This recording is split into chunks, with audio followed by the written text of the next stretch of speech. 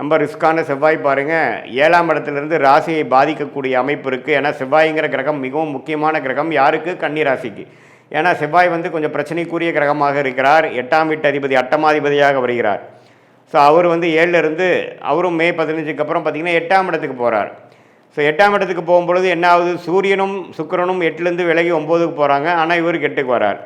So அப்படிங்கிறப்போ சில விஷயங்கள் பாசிட்டிவாக நடந்து இன்னொரு சில விஷயங்களில் வந்து நீங்கள் வந்து கவனம் செலுத்தக்கூடிய அமைப்பு தேவைப்படுகிறது. கொஞ்சம் சொத்து 8ஆம் வீட்டு அதிபதி 8ல் வந்து ஆட்சியோடு இருக்கிறனால ஷேர் மார்க்கெட், சொத்து, உயில், மனைவி மூலமாக, மனைவியாக இருந்தால் கணவன், கணவனாக இருந்தால் மனைவி, பார்ட்னர்ஸ் மூலமாக சில நல்ல விஷயங்கள் நடக்கக்கூடிய அமைப்புகள் உண்டு.